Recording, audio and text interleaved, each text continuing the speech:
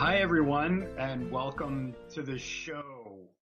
This is a two-part show for the Raven cast and for Suzanne's latest project on Maria Montessori. Suzanne, do you want to tell us a little bit about your YouTube channel first?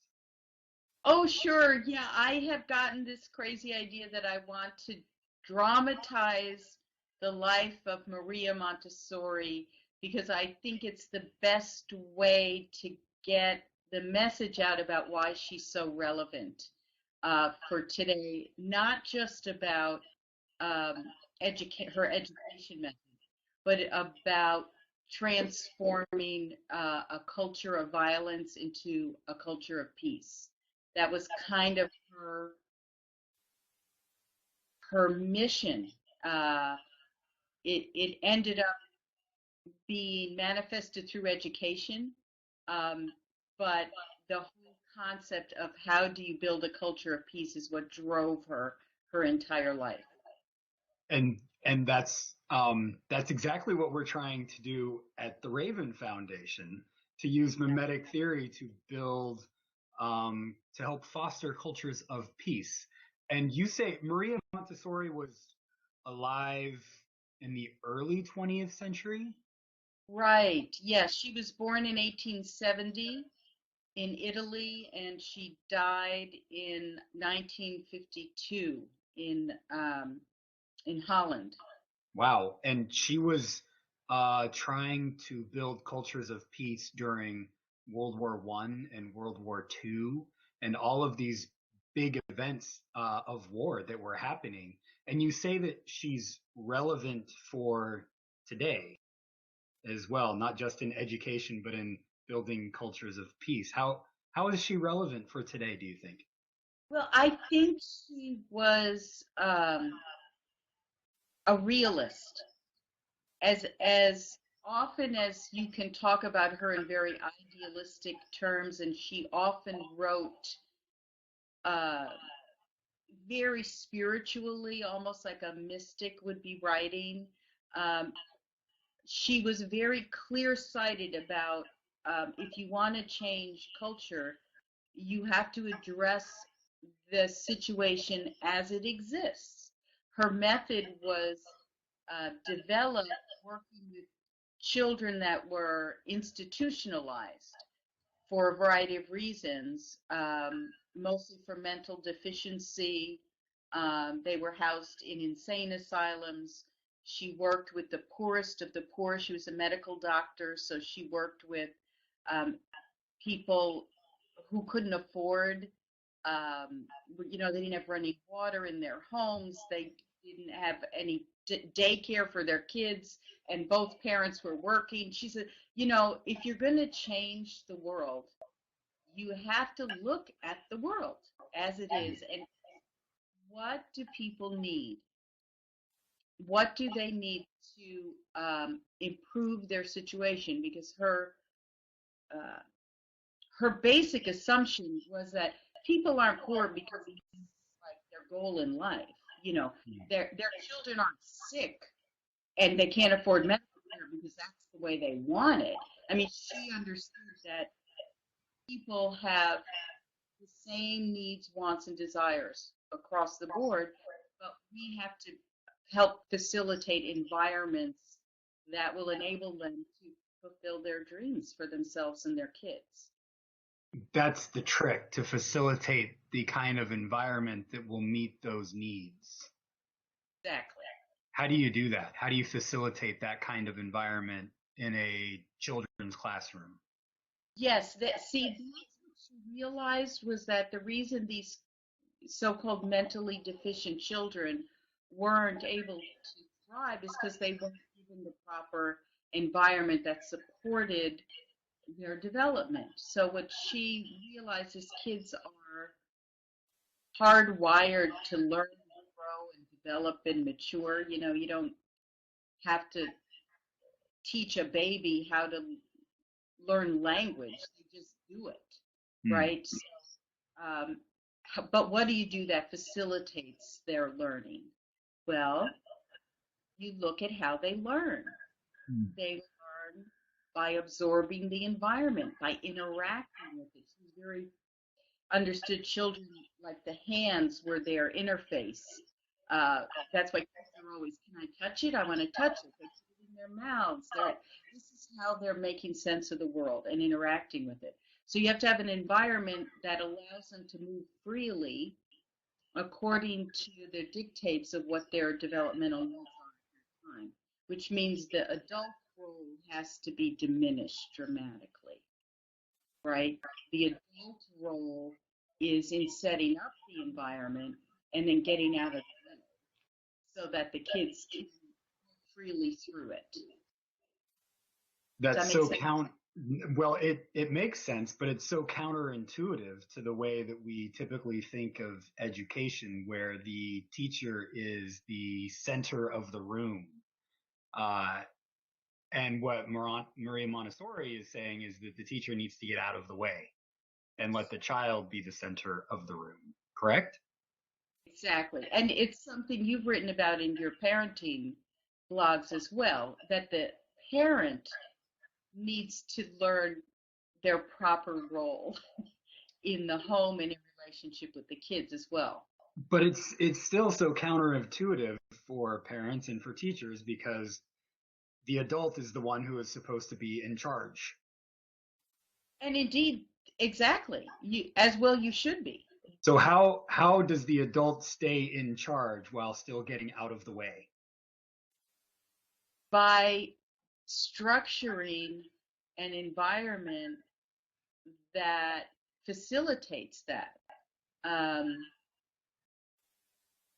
Authority can be exercised behind the scenes, or it can be very dramatic and demand to be paid attention to, right? Mm. So it can be sort of a ham on stage about it, or you can be an ensemble player where you don't necessarily have to be a star, but you're an essential part of what's going on in the environment. And I think that's what parents need to understand their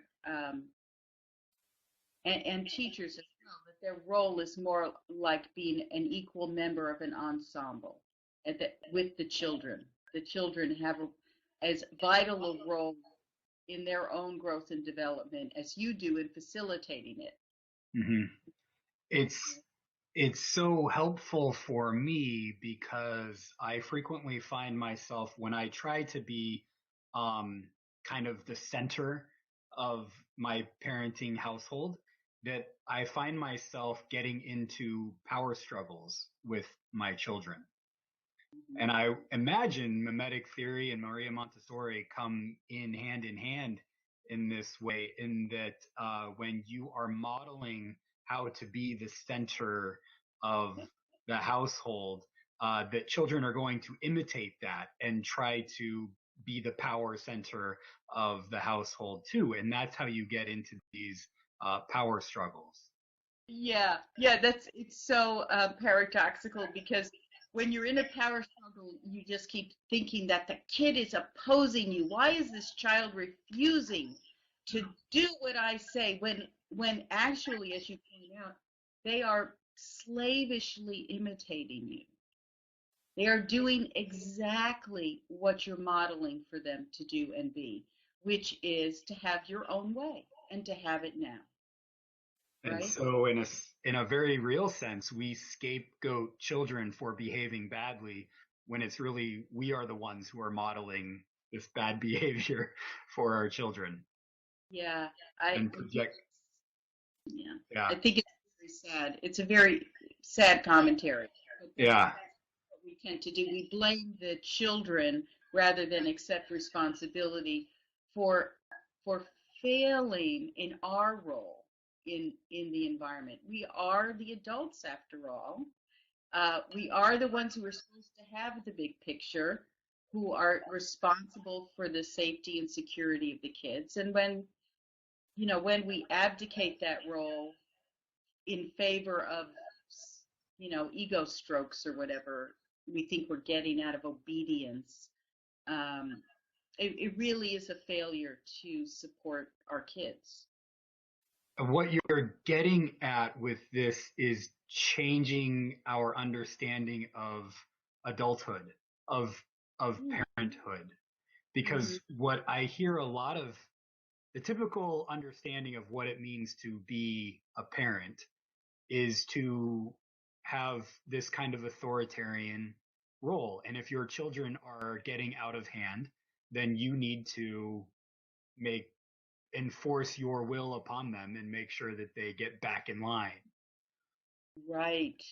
But what you're getting at here is kind of a transformation of that model of what it means to be a parent, which isn't an over and against our children, but much more of getting out of the way, as Maria Montessori would say, a kind of a withness with our children, being with them and not over and against them. Right, right. Because I think you're right. As you transform how you think about children, you do transform how you think about what it means to be an adult. And one of the key shifts that we need to make is that children really do thrive on obeying us. Mm. They're hardwired to follow our lead in everything, which is how we get in trouble with power struggles. But obedience doesn't have to be taught to children. What we have to do is set the correct Mm. model that we want them to be obeying. We have to set the right directive, give the right direction, and we Mhm. give that direction by our behavior and by the way we're relating to them. Not by what we say, by what we do and how we're being, as you say, what our relationship is with them. This has, yes, this has profound implications for not just parenting, but for how to be in the broader world. I mean, when you talk about more peaceful cultures and a more peaceful world, this has implications clearly for our politics, where in our politics, the person with the loudest voice seems to be the one who's winning. Yeah, And what absolutely.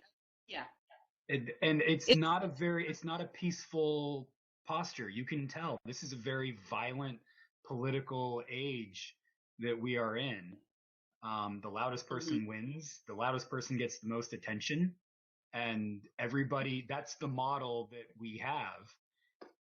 Is there any hope for subverting that political model? Yeah, well, that's, yeah, I hope so. I I hope mean, so too.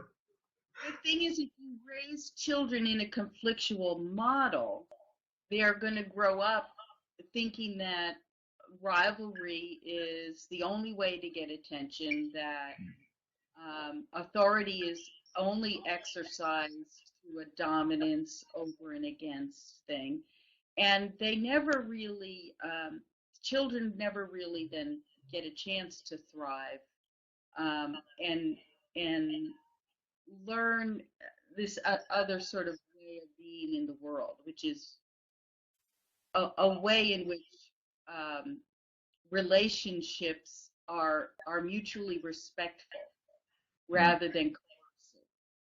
So that was what Montessori was trying to set up, as environments that minimize rivalry, so that children follow their natural inner directives to learn, and when they're given that chance, they are very peaceful, quiet, calm, and they're more open to uh, becoming aware of other people around them.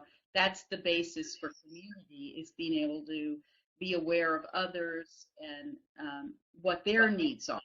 So if your needs are being met for your own developmental growth, you can be open up to uh,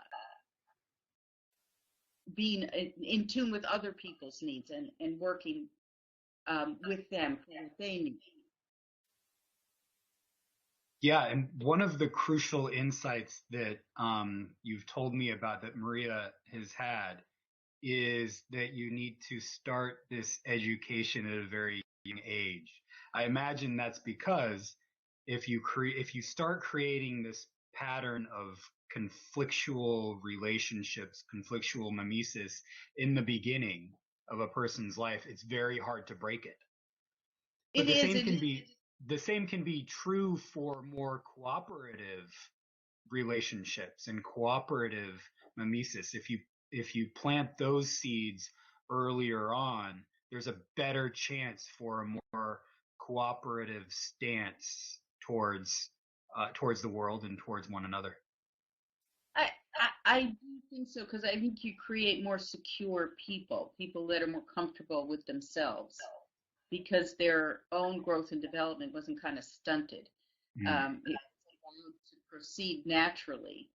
And so, I mean, there's a lot you can about creativity and individual growth and how free will develops and all of those things in the classroom. But all of those things, you know, we have to learn how to exercise our will in the world in a way that's honors community and respects other individuals who also have free will Mm. and who are actors in the world.